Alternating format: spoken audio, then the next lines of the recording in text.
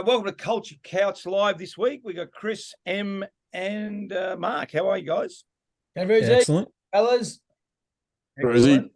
Very good. Good to see you. Well, never been an international flavour. So we got the United States, we got Canada, we got Oz, and Hawaii's part of the United States, but it's not out here as well. But I thought what we do today, gents, is something we sort of recommend with our clients, and we actually do as a group ourselves. And you can do it in a number of different ways in terms of starting your meetings. But I want to start this Culture Couch Live and just talk about a win and a lesson. All right. So I'm going to ask you, each of you. So over the course of the week or the last 2 weeks, again, so for the viewers watching at home, this is something you can do with your staff. Just start your meetings. What's a win of the week? And out of that win, or what's a lesson? They can be independent. They can be the same. The lesson can come out of the win. But let's go around the room. So Mark, I might start with you. Let's go with your win first. And if they're matched together, you can do both. But if they're separate, let's just do the win first. So give us your win for the week. Yeah, thanks, Rosie. And great to be here, gents. My win for the week would be we've got an interstate client. We've had some scheduling changes last minute. We've had a few sort of other issues that sort of crept in, but the ability for us to get that done, the client to be very happy, but we utilised 2 or 3 different people in that whole process that may or may not have been involved. So it was really very much around understanding each other's roles and being an expert at those, but playing your role for the benefit of the team. And that's probably the biggest piece, that the recognition that you can't do it by yourself. And at certain times, and I'm going to go a little bit off piece here, Rosie, and probably put the lesson in is really around asking for help. Asking for help as a leader is not always easy, but it's certainly not a weakness. It's a massive strength for those leaders out there to really ask for help when you need it, but be really clear on what you need your people to do and go and deliver it. Yeah, it's interesting, isn't it? We talk a bit about that all the time. There's this sense when I become a leader, I'm this lone wolf and I've got to know everything. We see it all the time, isn't it? The best leaders are the ones that ask for help. Just quickly before I go into M, break down some of the other behaviours, Mark, because what we want to talk about is actions. These are actions that happen, which lead to, hopefully they're based on the culture code. But tell us, asking questions was a good one. What are some of the actions that led to, I guess at the start of the week it was a bit stressful, such and such couldn't go, the timing had changed, blah, blah, blah, blah. Run through some of the behaviours that you saw with the group that enabled you to have a successful session. Yeah, well, I think team first mentality. Yeah, that's certainly a big one. But asking questions and listening is, I think, 2 of the best behaviours of any leader. Team first mentality, absolutely. There's some deliver on your word, I think, in there as well, which is a big one, because the last thing, there was certainly a conversation around, do we need to move the session, which we know would potentially harm the relationship with the client. So that's a big piece there. Deliver on, because sometimes we kick the can down the road a lot, don't we? We got to go, if you can make it happen, make it happen. There's another one, make it happen. Deliver on your word, make it happen. Yeah, love that. And then probably the last one would be really taking the time. Like, I think the ability for the team members that looked after me and really for the benefit of the organisation, but they took the time, and they had to probably reshuffle some other things that were going on in both life and work, but they really, really took the time to come together as a team. And again, we always say we're busy. Everyone's busy. You fill your hours, you fill your days with stuff, but taking the time. Yeah. Yep. Awesome, mate. So M, over to you. So your win that dovetails pretty. Maybe doing both together. That's fine. Yeah. Yeah, that dovetails pretty well, actually. Around mine was around time and our trust model of building trust through character, competency, and care, which we can translate care into time. Are we making the time to build strong professional relationships and practice real talk? And so, leveraging off our model, I had a wonderful workshop yesterday. Was part of their sort of ongoing implementation with this team. And a couple of the leaders, an executive team, and a couple of the leaders were about, I think, 9 to 10 months into their journey with the organisation. And we actually chose to put them into the Real Talk to receive it over some more longer tenured team members, simply because it was an opportunity to give them a great moment in time to listen to their teammates. And they got, I mean, the care, again, the word care comes back to it, the care that the team took to provide these two team members really, well, they filled their cup up by saying, hey, we love you. You're in. You're part of the tribe now. You don't need permission anymore. I thought that was a really cool part of it. But the takeaways for these two individuals were wonderful. We really facilitated it down to 1 to 2, one really clear behavior. And then we talked about how you're going to ritualize it.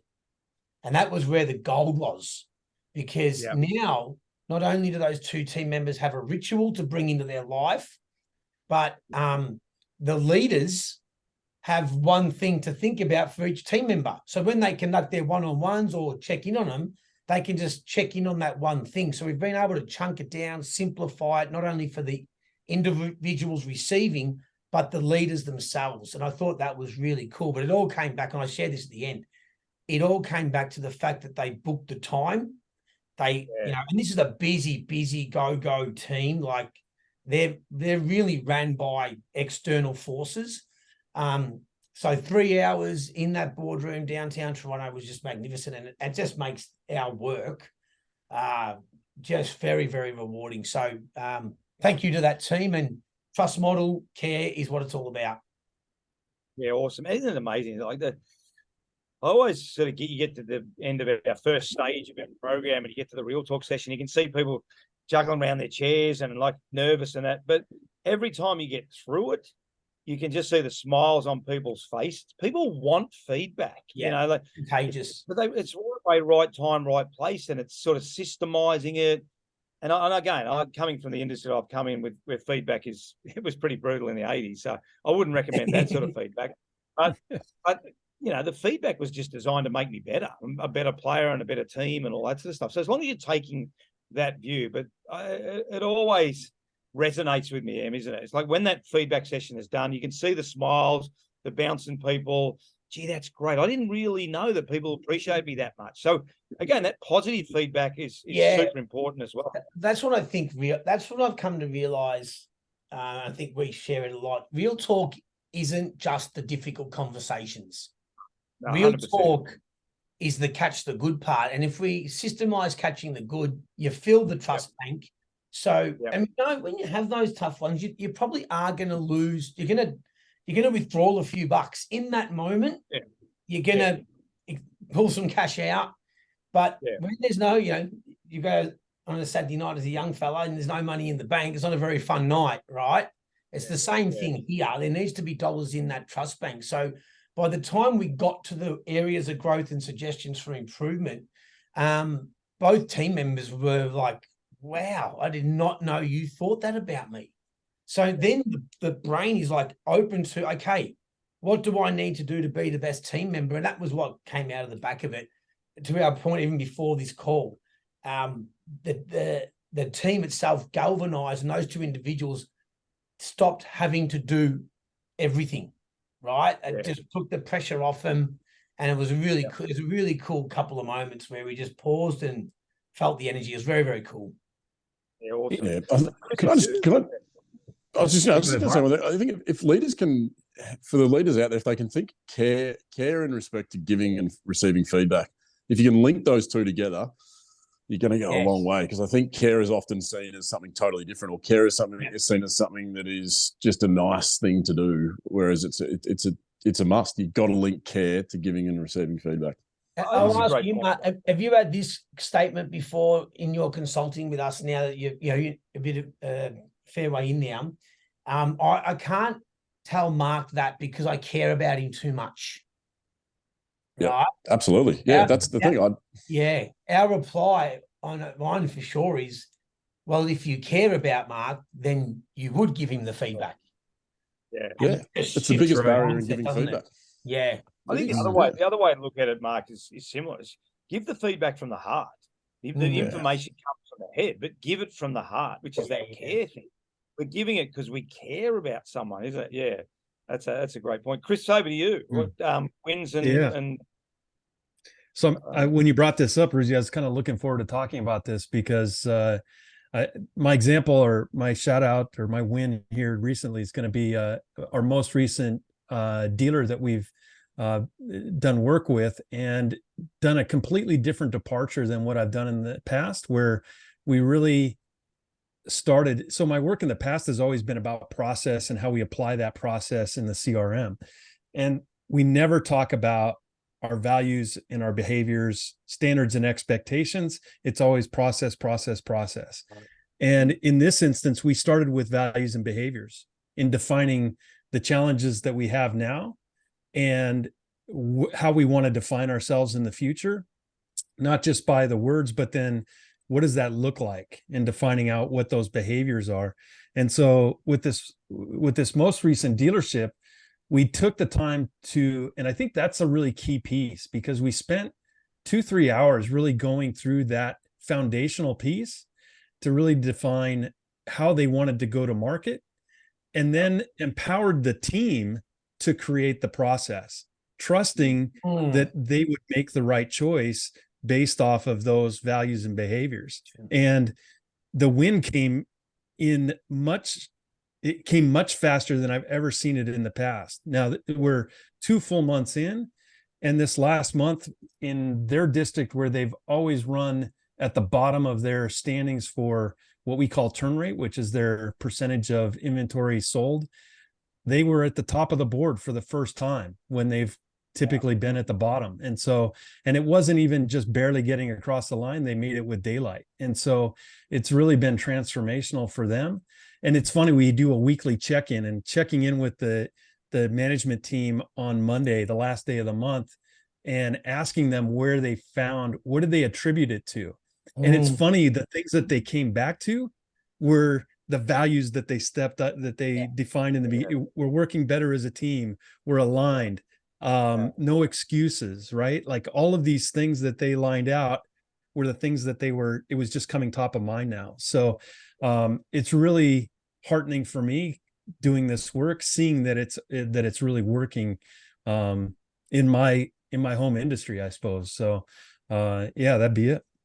Yeah, that's awesome. It's interesting, isn't it? Like we probably don't reflect enough as ourselves, do we? And celebrate those wins. And it's when you go through the workshops, I think you can sense how passionate we are, because it does work, but often it's hard to quantify. And there's what's that old stat?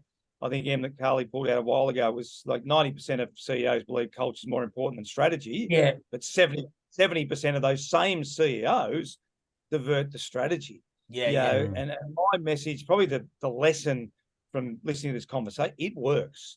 Yeah, it absolutely works when you get it right, when you're really true to your values and your behaviors and your actions. That's, Mark, I was trying to drill down with you. What are the actions? Because that's probably one of the hardest things in our workshops too, guys, isn't it? When you actually ask them to go from values to behaviors, really hard for people. So we've got to start to think about that as well. What is the action that creates collaboration? You know, what are the behaviors? If we've got, most companies have sort of purpose and values. The ones that we haven't worked with, certainly a lot of them don't have the behaviors. Yeah. How do you define what collaboration? You've got to start to see it and start to look at it, don't you? Yeah. And the only way you can do that is by reflecting a bit. And that's, again, footy clubs are so good at reviewing and reflecting. What happened on the weekend? What did we do well? What was the action that happened as well? Again, we'll wrap it up now, but maybe we'll go the other order. One thing, Chris, that you are looking forward to now in the next month to take into PBD, that you're going, okay, you're relatively new. Mark, I'm going to ask you the same question, and Em, I'm going to ask Stephen to you. One thing, Em, that sometimes you forget, and you got to remind you, I've got to go back to that. Okay, so because Mark, you had a really good conversation with us recently, just before this, about how comfortable you're now feeling. What's that thing you're going to go, now I absolutely get it. I'm absolutely locked in on it. And then yours is probably a bit different because you've been doing it for a while. What's the thing you sometimes forget that you have to remind yourself of? Who wants to start? Crikey. We didn't Well, I'll rehearse this go. one, Rosie. Questions without These are notice. so on Beautiful. point. Good. I was thinking today with the Culture Scouts Live, we're probably too, Yeah, we rigid. talked about it a bit too much before. I thought let's get into it today and put you on the spot. Well, I'll go. Start of my own way, or stay out of your own way, whichever way you want to put it. Trust the process. You know that if you've done the work, then you can deliver, and that's the important part, preparation. But start of your own way. Yeah, good one. I love that. That's really good, Chris. Yeah, no, I think it really comes back to those values and behaviors today. As I was thinking a couple different things, and then I really think when we're looking for those challenges, and this came up today, even on a call with a client, was, why are we not getting this right with a client that isn't really tuned in with their values and behaviors? Yeah. That's what it is, right? And so to have this other client where it's actually working, really, that's where I want to play. Em? Well, I want to share one thing before I share that, but it's just that you're talking before, Rosie, about the behaviors that bring collaboration to life as an example. Just for the viewers, this literal exercise that we've exercised today is why, like, linking the wins to the actions and behaviors in storytelling, we'll let Mark back in, is exactly why we do it, right? And it's a simple tool takeaway from today's episode. Start your meetings with wins and lessons, or wins and shout outs, or lessons and shout outs, but stopping to get the dynamics right before the mechanics is absolutely perfect. Well, it's part of the system, isn't it? It's part of creating your system, isn't it? Doing what we're doing today. It's a component of your system. I reckon mine would be context is everything. So the beginning, because we've got quite a few teams and clients here now, and I know where we're at with them all because I've sort of got it in my file, but especially when they're relatively new, that doesn't mean they know where they're at in my mind. So a couple of times recently, I've done a couple of sessions with Alexandra, and she's going, I think you rushed into that session a bit. I don't know if they knew where we were at and you kind of came back and brought it back, but if you had to set the context earlier. So now I've actually made a slide that I've put into all my decks that is context is everything. So let's set it. Communication without context creates confusion and often chaos. And so that's what I'm going to take away, because I can get a bit fluid and I can get a bit flowy. I know where I'm at, but does that mean that everyone else knows where we're at? So context is everything for me. Interesting. That was probably a big difference for me at Sydney versus Melbourne, because we flew through the system. Flew through the system at Sydney. And then all of a sudden I arrive at Melbourne and I'm 8 steps ahead of everyone. I'm going, hang on, what? And then I realized everyone's on a different journey. You have to you have to come back to where they are, and then keep trying to pull them along. But you can't drag them from 1 to 8. In the space. That's a really good point. That's a good lesson for me as well. Great session, guys. Hopefully everyone got something out of that. But again, that's systemizing your culture, as you said, Em.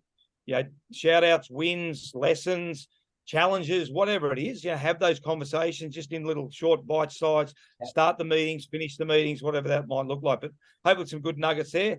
All right, guys, have a fantastic week. Thanks, fellas. Thanks all. See you later.